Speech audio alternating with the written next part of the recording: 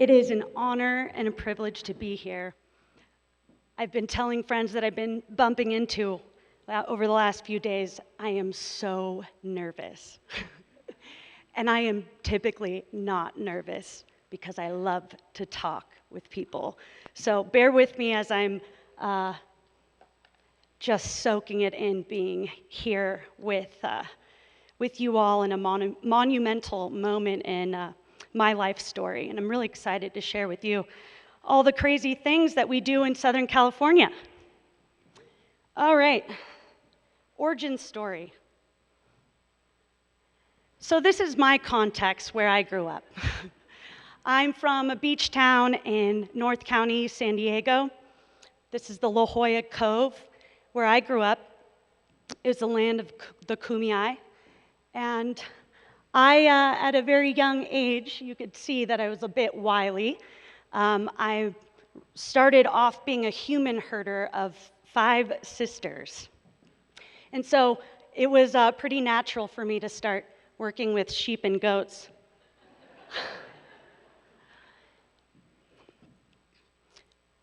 I go back to me being wily because I identify as a non-traditional human. My path has been very different than a pathway that a lot of people in our culture are told to go throughout their lives. I did take an academic path, but it took me a long time to go through academics. But what I learned is that it's through doing, meeting people, going to places, stretching my own boundaries of what was comfortable that helped me, the echo of my voice, gosh, to help me find my path. I fell in love with pastoralism when I went to Africa, to Kilimanjaro. I climbed Kilimanjaro when I was 19. I tried to go off to college and I was like, screw it, I'm not ready for this. And so I decided to work, save up money, and I had the chance to go to Tanzania, and I got to hang out with the Maasai people. This photo I took while driving in a Jeep with my little 35 millimeter Pentax that was my mom's. And I captured that, and years later when I had started working with land and livestock, I realized that this was a moment that planted a seed for me on my own pursuit to define what pastoralism means to me and what it could mean to us folks in different contexts around the world. So I became an urban shepherdess. How the heck did I do that? Well, in 2010, I was still in university. I studied agroecology, and I was introduced to a gentleman who owned a ranch called Star Creek Ranch. I adopted a border collie who was a working dog on that ranch. The manager of the ranch at that time, she was transitioning, but she didn't want to take Becky off that land. So when I adopted Becky, I adopted a job at Star Creek Ranch. Aromas, California, near Watsonville in Santa Cruz County.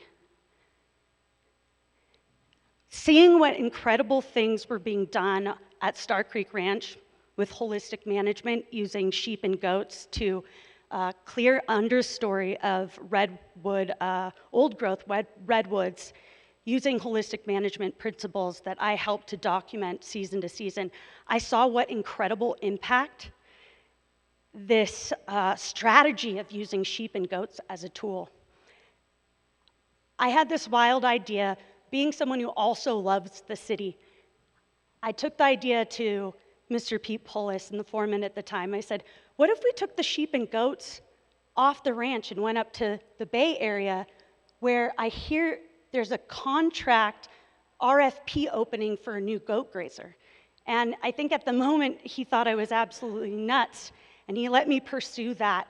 And after putting in that bid, 9 months later, we acquired this contract, and I immediately became an urban shepherdess. It was a 3-year contract. It's about $330,000 a year and a lot of responsibility. We started off with around 1,200 head, and by the time I left Star Creek Land Stewards, we were operating about 2,400 head in several counties across Northern California. I just wanted to go through these a little bit quickly so you can kind of see how wild our work is. I don't know if you can tell, but we closed traffic.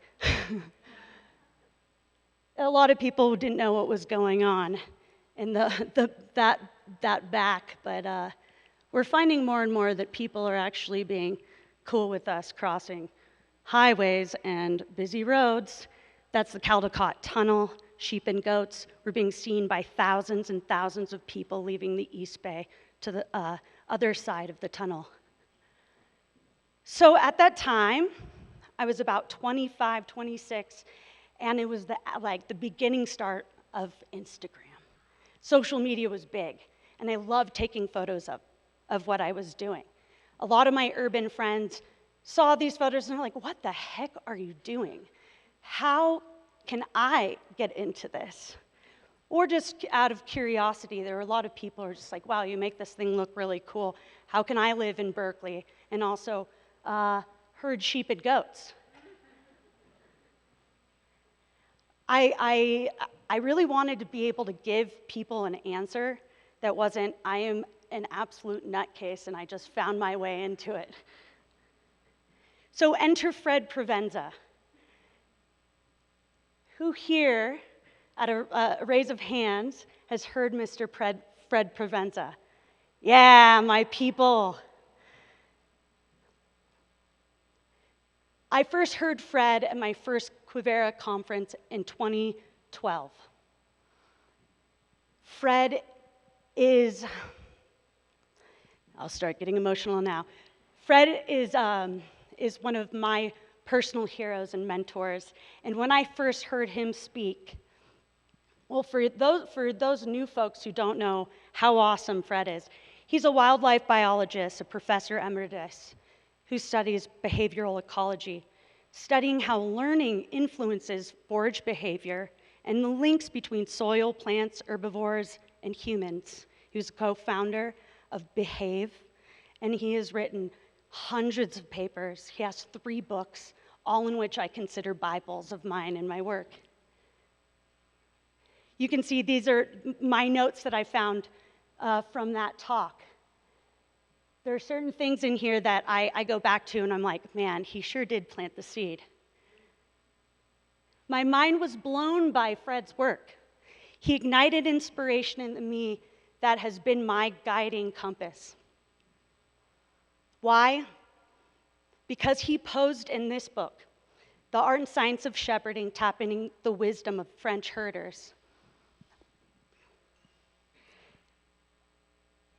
This book has become one of my Bibles in that this book, co-written, co-edited with Michelle Moret, poses the question, what can we learn from what's going on in Europe and how they're supporting the next generation of shepherding, the next generation of pastoralists, working with livestock on large-scale land bases to steward lands that have co-evolved with grazing, as well as supporting food and fiber production.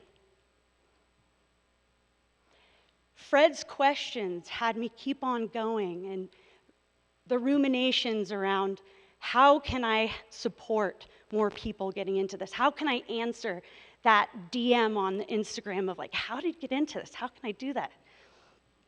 His questions are, is it possible for more people to employ herding practices, and can in the Western context make enough money to do this? Shepherds as ecological doctors is something that I love. Shepherds as ecological doctors, not just producing that food and fiber, but taking care of our landscapes. Who's going to train these folks? Where are they going to be employed? And can we create programs to train folks as ecological doctors who care for the health of the soil and the plants and the animals? And for me, my heart is with the people because it is a culture of care for deep within ourselves, but our communities, that allows for us to see the importance and the significance of taking care of our landscapes, of producing food that is giving back to the landscapes, to the earth that nurtures and lets us do what we do on this beautiful planet. So what did I do? I took Fred's book and I said, okay, Fred, I'm gonna go on this grand journey to Spain and France to go and visit all of the schools and the new shepherds in Spain and France, working to learn how to be shepherds. And so I took off on this grand adventure with one of my best friends, Guido Frassini of True Grass Farms up in the Bay Area, and we had the time of our lives. Look at all of those epic places that we went. We had a little old van that we rented that we could stay in, and we went to each one of those spots, visiting over 5 different training location schools. Catalonia, the Basque Country, the Alps. Where else did I go? Provence. We met so many awesome people doing different things. Yeah, I was waiting for that laugh. I'm just waiting for like my shepherd crew to start, wearing the shepherdess tag. That woman, she raises the Lakshta sheep in the Basque Country. The Lakshta are endemic to that region, and the milk that they they make a cheese that is from that place. And people around the world who eat that cheese are eating that place.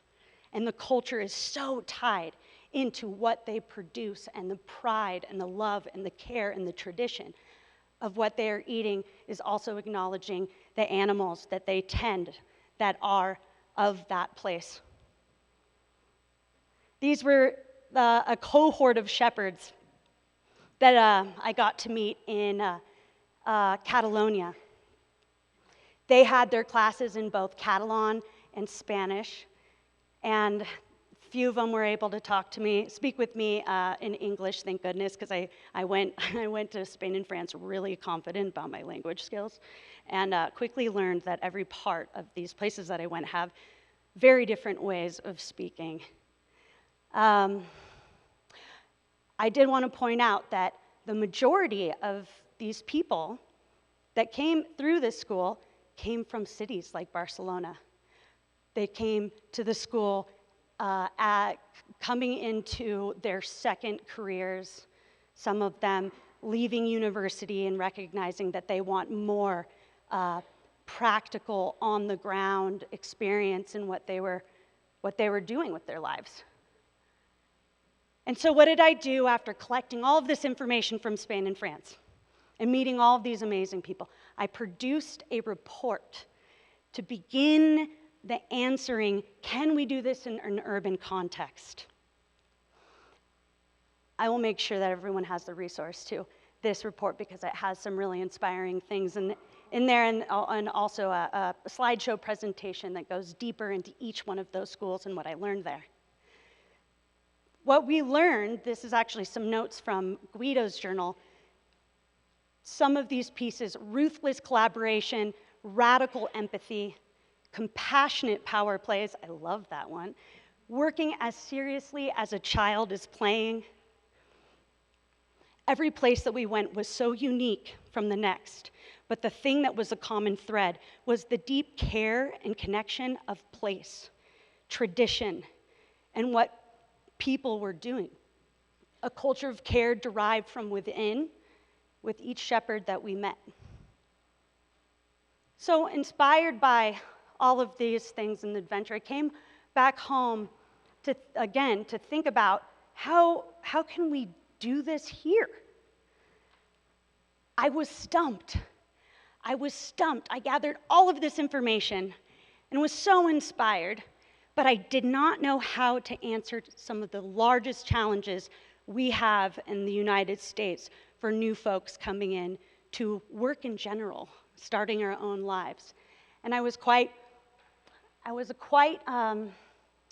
baffled by those limitations the challenges that I still confront, and a lot of my comrades that are new or beginning in agriculture have to confront with. Student loan debt, the cost of living, healthcare. We don't have the same supports that I found in the communities that I went to visit in Europe. My answer was pretty much, no, I don't think we can actually do it the way they do it. So what did I do? I took a break. A dear mentor of mine who's been supporting me on my path from the very beginning encouraged me to take that break. And so I did.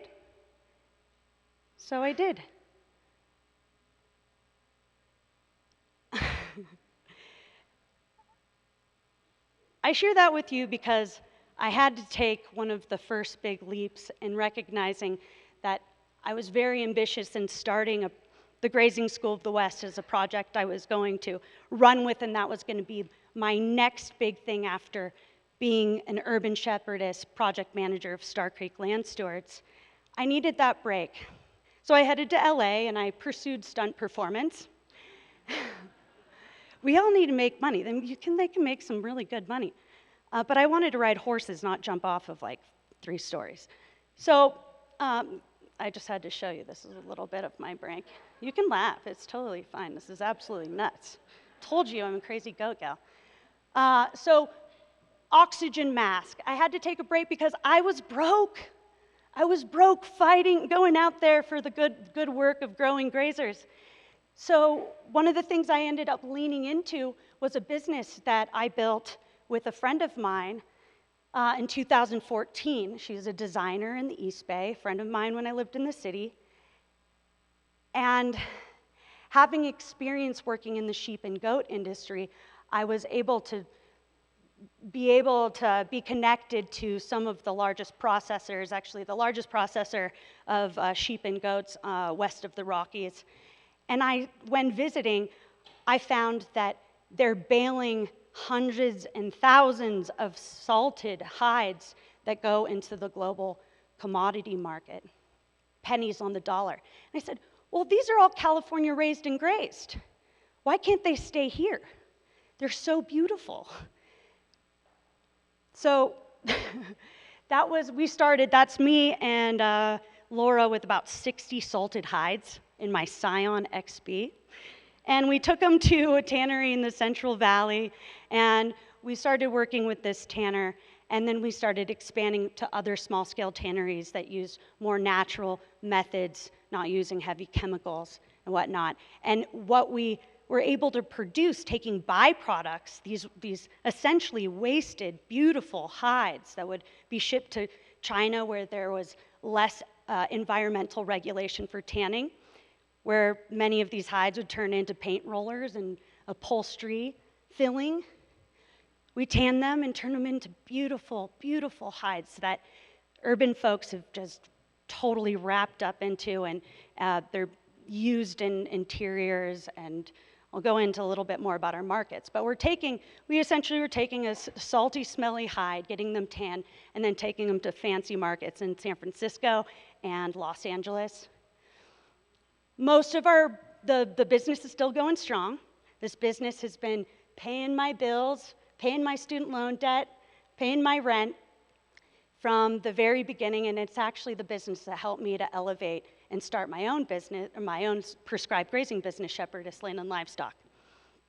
So our markets right now currently are the majority are just online sales through social media. We do holiday fairs, we do some consignment, very limited consignment, and most of our customers are repeat buyers. They're collecting their own flocks of these sheep hides, essentially. We also work with clothing designers, shoemakers, furniture makers, interior designers, and we're finding more and more in the city that people are caring more about what they consume, what they wear, what they use, what they eat. And we really benefit from the nesting mamas, you know, the ones that are pregnant and they're like getting all ready for nesting. Those are like generally, we really hook them, those mamas. Crazy people are buying these $300-400 hides for their pets. And then there's the Kundalini yoga folks that can only practice their yoga on natural sheepskins. So I got some good market there. We make added value product beyond just the sheepskins. We also make these awesome pillows that are filled with climate beneficial wool, a certification from Northern California Fibershed. That's one of those really pretty chairs. These retail for about $13,000. So after it took some time, I put my oxygen mask on, enough money to pay the bills. The world changed in 2020. 2 days before the shutdown, I moved to Ojai. Thank goodness, my timing was amazing. I had fallen in love, and Ojai called, and Ojai has been a special place in my heart. It's in the Ventura County, about an hour and 20 minutes north of Los Angeles. And it was at that time when the world was all closed and sleeping that I felt that I was ready to make the biggest leap of my life. Shepherdess Land and Livestock was able to launch in one of the weirdest times in our lifetime. The Ojai Valley was significantly impacted by the Thomas Fire in 2018. All around the town, the fire ate up much of our open spaces and ranches and took out plenty of homes. And actually, our home-based ranch in Upper Ojai had the fire sweep through. There was a huge collective coming together after the Thomas Fire. It's interesting how people pull together when there's devastation. A question I have on the side is, can we pull together in prevention of devastation? Can we come together like we do in devastating times? Goats and sheep are a really good gateway into caring. So we provide ecological ecosystem services using prescribed grazing. And we'll show you a little bit about what that looks like. It's kind of small, but I didn't want to start this business without having core values that spoke to myself and would essentially set us apart from some of the limiting factors that I think that we need to confront, which I think this community is confronting. We need to open up the doors to our work.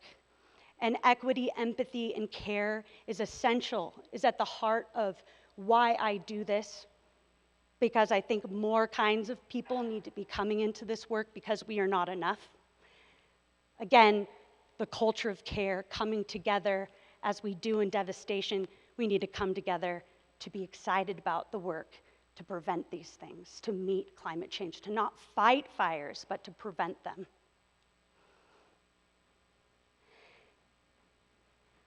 The time for action was long ago for us to confront climate change impacts. So much development is around open space that has evolved with fire, and we suppress them, and we are feeling the devastation of those fires. So timing is right. California is ready to go. In the last 20 years, we've had the five, I think actually probably more, the 5 largest fires in recorded history in California. It's exciting time on the policy front. Thank you very much, I gotta get going. It's exciting time on the policy front because there is now legislation being written that acknowledges prescribed grazing as a tool that must be utilized alongside our other tools like prescribed burn, our mechanical tools, chemical tools.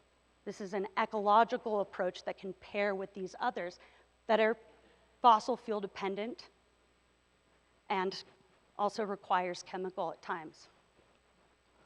So Shepherdess really, we launched at a perfect time as our communities in the West have been devastated by fires, and people are now stepping up to be more proactive in this prevention measure. So over the first 3 years, I started off with just a few hundred animals, financed animals, and we've grown in size from 200 to almost 700. We've treated over 2,800 acres for fire prevention and ecological enhancement. For some of y'all who are like in the tens of thousands of acres, it's a lot of land, but we're getting paid to graze that 2,800. We've had you can see that there's demand, almost 300% growth in the first 3 years. I have no investors. I own my business, and we're working towards solvency within the next 2 years, which is huge for a startup livestock business with somebody who's new, who did not come into generational wealth or land or equipment or animals. I'm very proud of that. Thank you. Thank you. Thank you very much. I just thought to show you this. That's Magic Mountain. That's our sheep. That's the type of landscape that we're grazing in. Our shepherds do use devil's lace. Who knows devil's lace? Electric netting. In this instance, we were doing grazing circuits, taking the animals out of the confines of fence and using dogs and people to move around our animals. This is a high density impact, but we're able to achieve that working with our border collies that mimic the natural predator-prey relationship. That's one of my dear, beloved shepherd friends. I do want to acknowledge my shepherds who have come from California to be here to learn and meet all y'all and to support me here. Can I have all the SoCal shepherds stand up?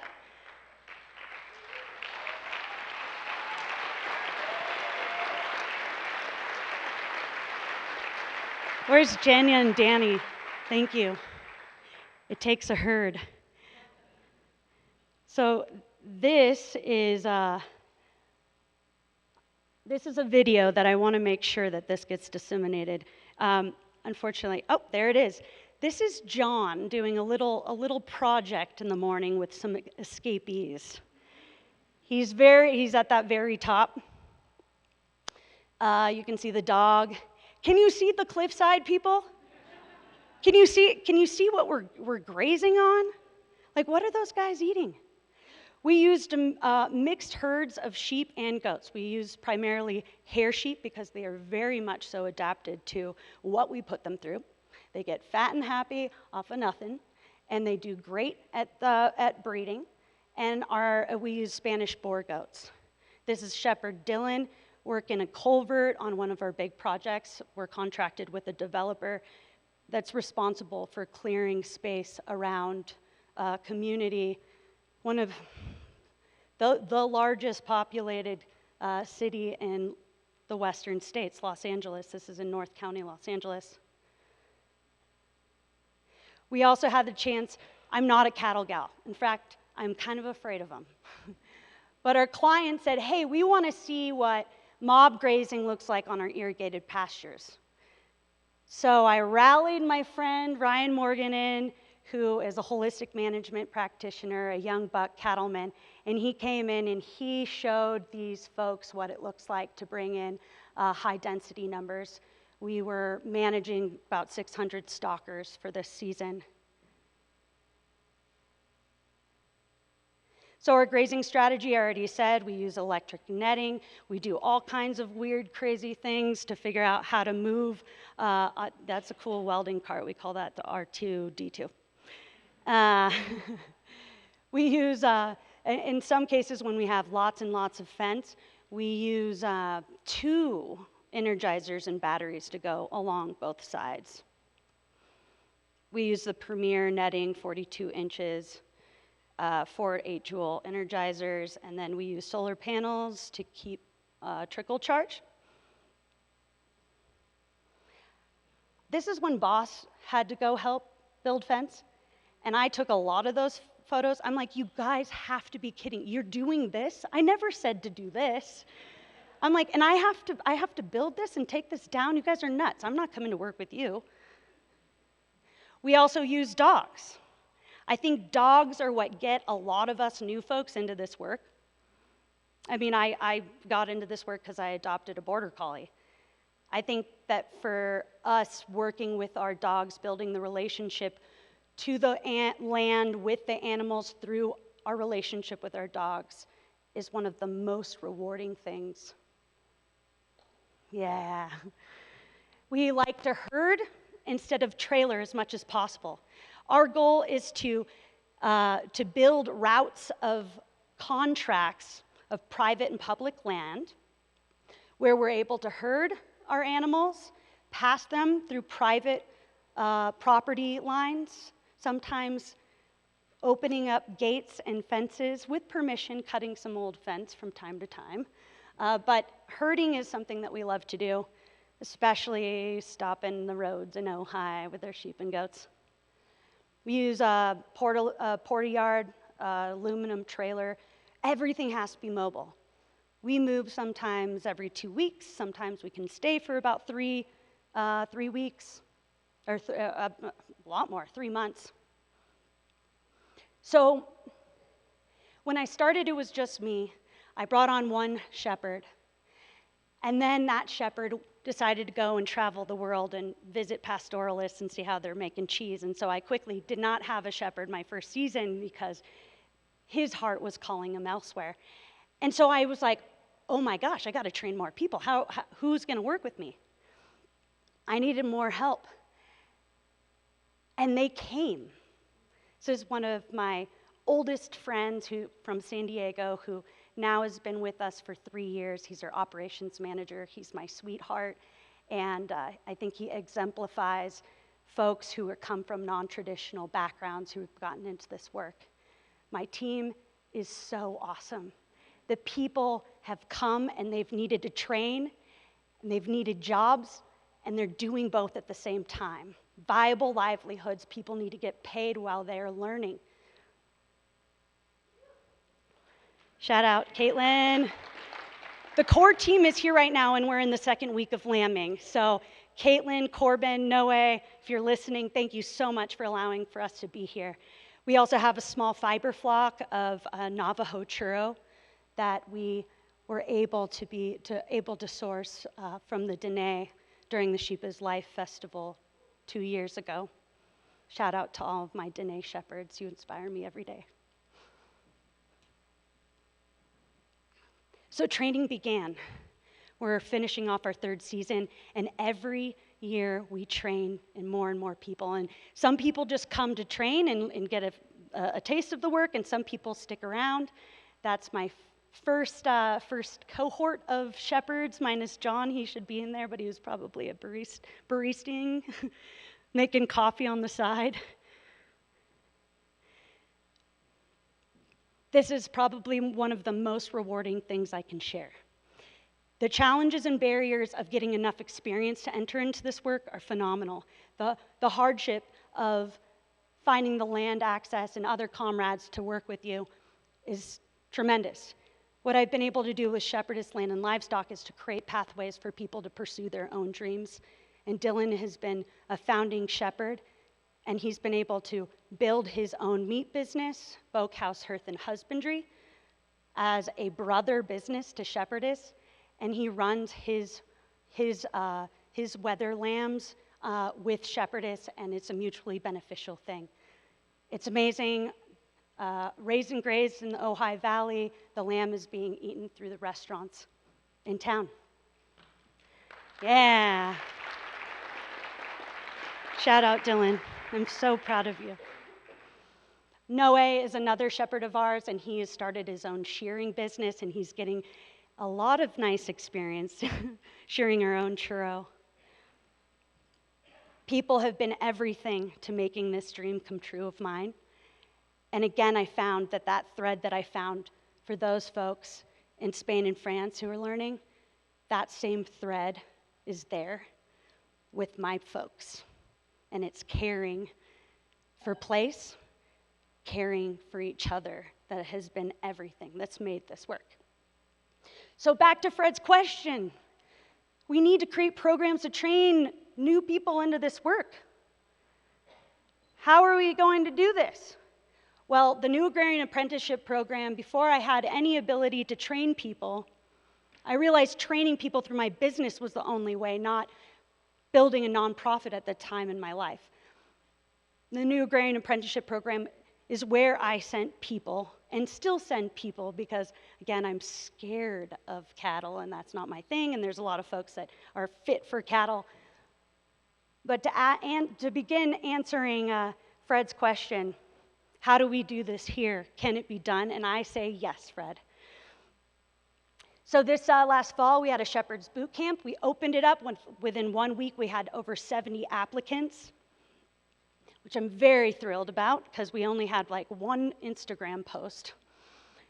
And we were able to have about 20 people in this boot camp. They came from near and far. We have had a lady represented from Alberta, Hawaii, all over California, Nevada, my team. And I just wanted to show you a quick bit. Two brothers came up from Compton who are very close to the vaquero horse culture. And they came up interested in learning more about what low-stress stockmanship was all about. And one of the brothers is a filmmaker, and he documented the whole thing. And so this is a little bit of what we did during this time. I really appreciated Thomas documenting this from his perspective. I know, it's so good. So I'm going to keep on moving, but you can see a lot of happy folks. This was a happy time for all of us, learning together.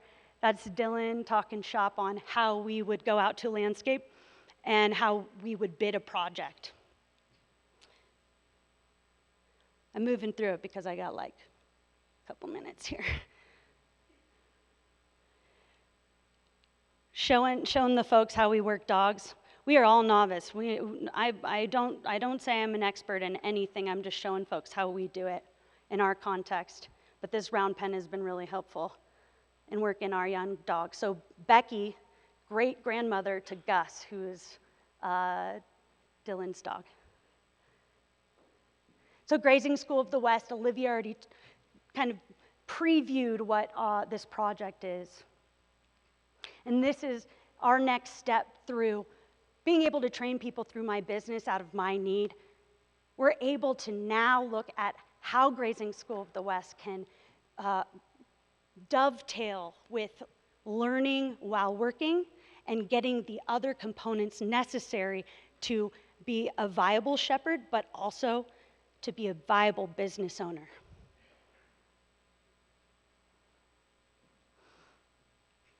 Moving on from Grazing School of the West, which I feel like I need a whole other presentation on our visions and dreams there. One of the things that we've had the privilege to do this past summer is a pilot project with the Los Angeles Sheriff's Department, working to pilot what it would look like to start a folks in detention herder training program. We grazed about 80 acres around the second largest facility, detention center facility in Los Angeles. And we had 4 dudes come out 3 to 4 days a week and learn what we do on the ground. There is hope for, thank you. This is one of the coolest projects, and I look forward to being able to share with our community how this project is growing. And it's amazing the incredible people that have surrounded this project to make it happen and to continue to grow. Good things need to happen from the inside.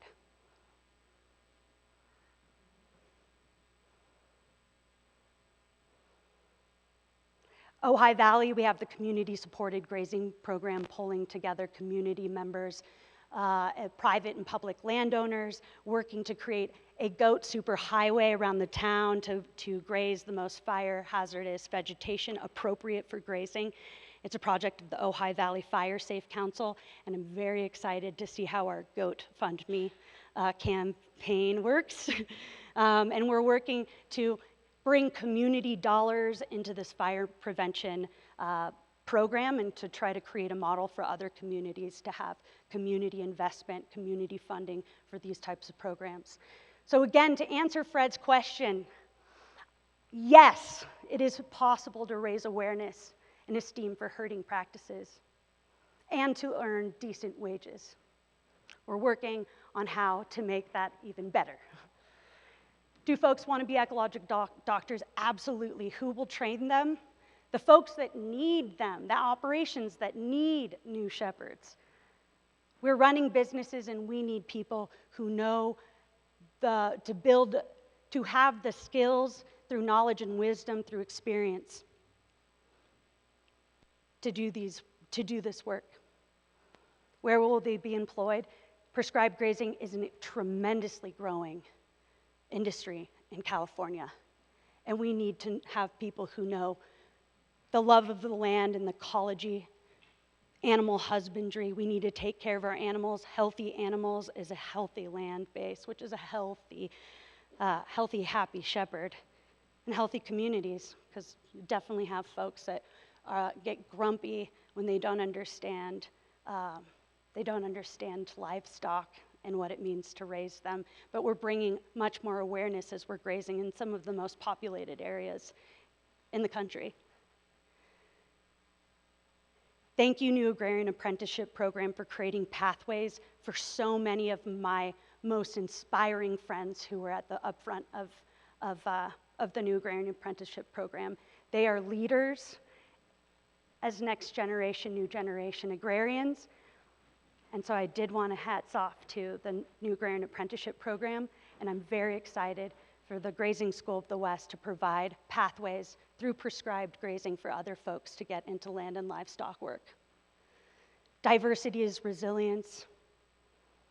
The amazing, diverse range of people interested in coming into this work through our exposure has been incredibly inspiring, just like the biodiversity in our gut biome and the microbes in the soil. The diversity is resilience.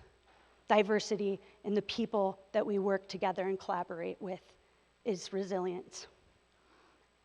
Genetics and adapted animals to our landscapes. Business models need to be stacked and creative, and our solutions to meeting climate impacts also need to be creative and diverse. Culture of care is everything, and we can forge these pathways through these viable vocations that we're building. We have to be agile and nimble, and for the new folks, don't give up. Show up to these things, get on every newsletter that interests you, subscribe to periodicals, make friends, find mentors, read books, just keep showing up. Because I'm only here because I kept showing up. I have some old friends in the audience who are like, wow, you've come a long way. I was just a rowdy young buck thinking I knew everything at that time, and I just kept coming up. And it's an honor to be on stage now. Thank you.